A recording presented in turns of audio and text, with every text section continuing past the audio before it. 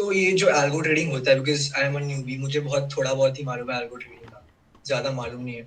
तो is it fully automatic कि थोड़ा बहुत ध्यान देना पड़ता है कि it can be automated fully automatic का यहाँ मतलब ये होता है कि अभी आपको ध्यान कहाँ देना पड़ता है, आपकी स्ट्रेटेजी में देना पड़ता है सबसे पहले। ठीक है, सबसे पहले आपको स्ट्रेटेजी अच्छे से बैक टेस्ट करनी पड़ती है।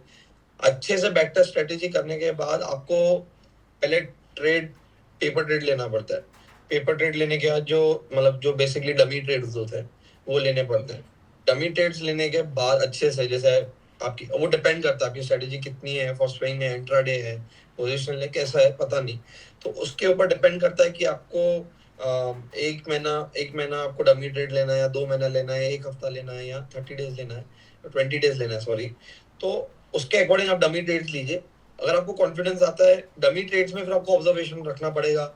आपको अपने रिजल्ट्स का एक बैक टू बैक मेंटेन करना पड़ेगा कि आपको समझ आए कि आप कहाँ लैग कर रहे हो, सिस्टम कहाँ लैग कर रही है, आपकी स्ट्रेटेजी कहाँ लैग कर रही है, कहाँ उसको इम्प्रूव कर सकते हैं, या अगर वो अच्छी है तो और कितना इम्प्रूव कर सकते हैं।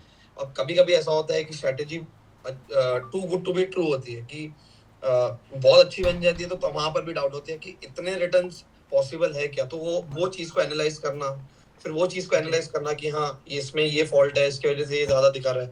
या कभी कभी ऐसे इवेंट्स होते हैं जिसकी वजह से स्पाइक होता है तो हमको प्रॉफिट मिल जाता है, एक्सपेक्टेड देयर आर मेनी मतलब सिनेरियोज जिसमें ऐसा हो सकता है, तो वो एनालाइज करना।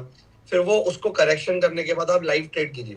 लाइव ट्रेड करने के बाद जब आपको कॉन्फिडेंस आता है, अब लाइव ट्रेड ये एक ऐसा पार्ट है जिसमें आपको बहुत, जब आप फर्स्ट टाइम कोई स्ट्रेटेजी का लाइव ट्रेड करते हो तो वहां आपको ऑब्जर्वेशन रखना पड़ता है, क्योंकि आप रियल मनी लगा रहे हो। तो रियल मनी लगाने के बाद आपके इमोशंस ऑटोमेटिकली आ जाते हैं। जब फर्स्ट टाइम स्ट्रेटेजी बना के वो लाइव रन करेगा, ऐसा लगाएगा, उसके इमोशंस आएंगे। तो वहां एक है कि वहां बहुत अच्छे से चीजें ऑब्जर्व करो, वहां पे अपने रिजल्ट्स नोट डाउन करो। जहां लॉस आता है वहां पे लॉस क्यों आया, ट्रेड कहाँ लिया, कब ट्रेड लिया, कौन से सिनेरियो में ट्रेड लिया, मल्टीपल रीजंस, मल्टीपल पैरामीटर्स आप नोट डाउन कीजिए। फिर वो लाइव ट्रेड होने के बाद जब आपको कॉन्फिडेंस आता है कि इसमें आपको कोई करेक्शन नहीं है, मेरा एक्सपेक्टेड रिटर्न जितना मेरे को चाहिए था नियर बाय उतना मिल रहा है, then you are good to go. आप ऑटोमेट कर दो, करके छोड़ दो। आप एक बार सिस्टम आपने चालू कर दिया, then you are good to go. 30 days, 40 days, 50 days, आपको सिर्फ एक इंटरवल के बाद बीच बीच में ऑब्जर्वेशन रखना पड़ेगा कि आपका results, required results, expected results आ रहे हैं या नहीं आ रहे। उतना तो आई थिंक हम चलते फिरते कभी भी कर सकते हैं कि उतना हम वॉच रख लें।